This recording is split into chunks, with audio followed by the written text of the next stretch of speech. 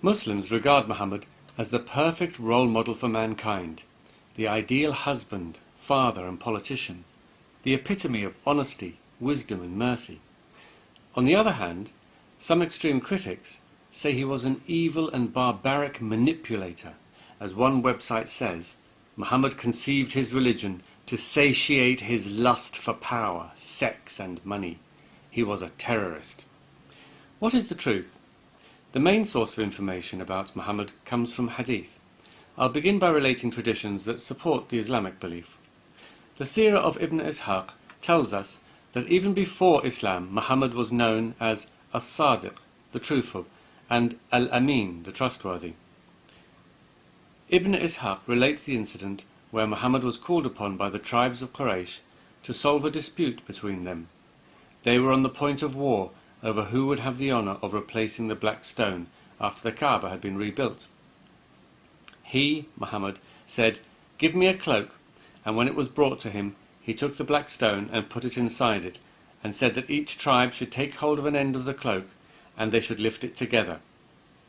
Muhammad then placed it in position, and thus shared the honour between the tribes and avoided war.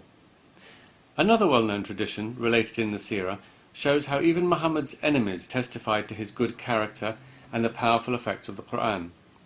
The Quraysh sent Utbah ibn Rabi'ah to offer him power and wealth to give up his mission, saying, "If what you want is money, we will gather for you out of our property, so that you may be the richest of us.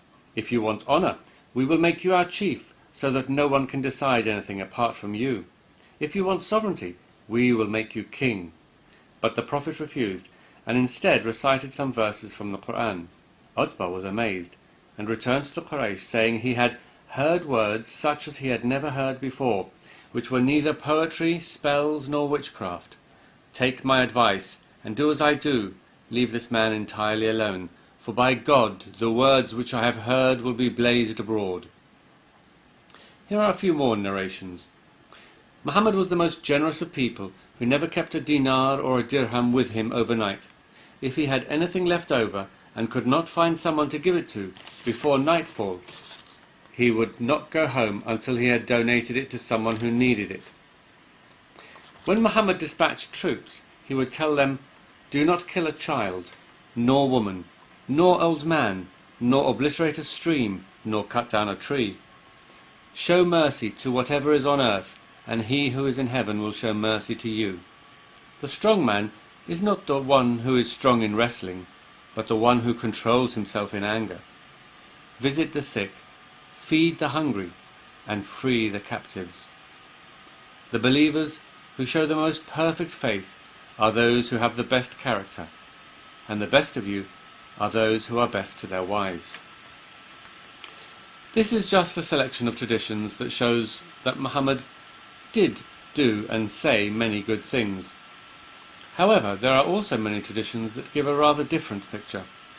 Let's go back to the Seerah of Ibn Ishaq that I started with, and look at the notorious incident of how Muhammad dealt with the tribe called the Banu Qurayza, members of which had sided with the Meccans during the Battle of the Trench. Ibn Ishaq said, "Then they surrendered, and the Prophet of God confined them in Medina, in the quarter of the daughter of Al-Harith, a woman from Banu Najjar. Then the Prophet of God went out to the market of Medina, which is still the market today, and dug trenches in it. Then he sent for them, and struck off their heads in those trenches, as they were brought out to him in batches. Among them was the enemy of Allah, Hayy ibn Akhtab, and Ka'b ibn Asad, their chief. There were 600 or 700 in all, though some put the figure as high as 800 or 900. As they were being taken out in batches to the Prophet of God, they asked Ka'b what he thought would be done with them. He replied, "Will you never understand? Don't you see that the summoner never stops, and those who are taken away do not return? By Allah, it is death." This went on until the Prophet of God made an end of them. All the men were executed, including the boys, who had only just reached puberty, as this hadith from Bukhari explains. Atiyah al-Qurayzi said, "I was amongst the captives of Banu Qurayza. They, the companions, examined us, and those who had begun to grow hair, pubes, were killed, and those who had not were not killed. I was among those who had not grown hair." Boys reach puberty at around 13 years old, which means that boys as young as 13 were taken out and beheaded and thrown into the trenches along with their fathers, brothers and uncles. Then the women and children were taken as slaves and their property divided amongst the Muslims.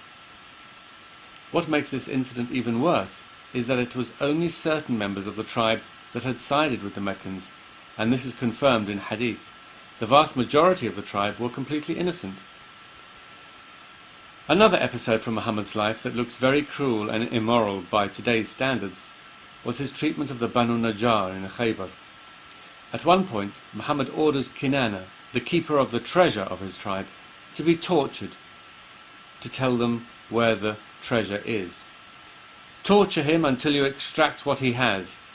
So he kindled a fire with flint and steel on his chest until he was nearly dead. But Kinana refused to say where the treasure was, so Muhammad handed him over to a companion who beheaded him.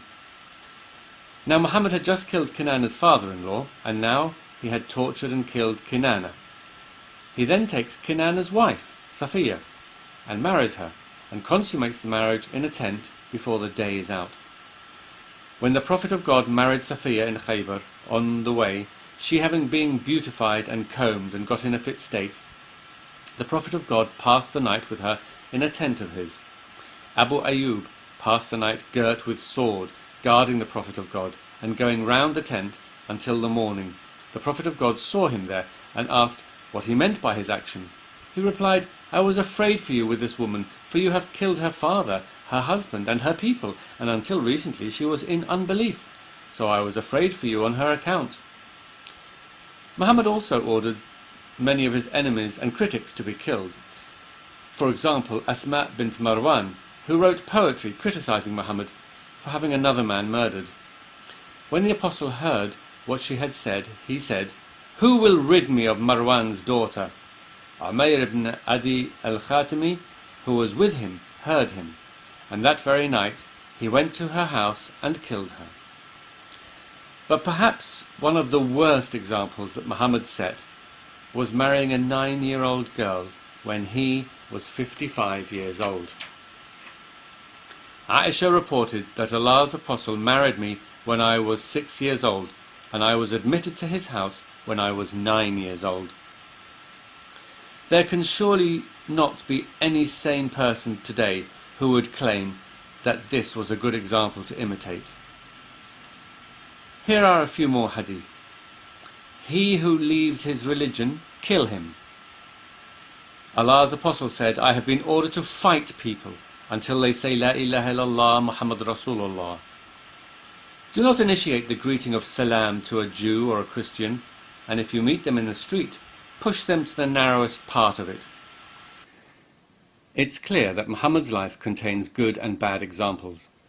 If Muslims are going to claim that he is the perfect role model for mankind, then they are going to have to ignore 50% of the hadith literature, whether it is the Seerah of Ibn Ishaq, the Sunan of Ibn Majah, or the Sahih of Bukhari, because the good and bad hadiths are pretty evenly spread over the various collections. However, it is also obvious that those who claim he was an evil, power-mad terrorist will have to ignore the 50% of benign hadiths. The truth is somewhere in between these two extremes. Muhammad was simply a man of his time, an often harsh and barbaric time.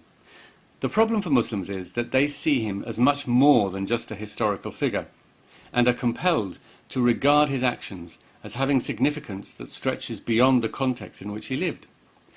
Most Muslims get around this problem by either selectively choosing the bits they want to follow, or simply paying lip service to the belief that Muhammad was an ideal role model, while spending most of their lives ignoring his example.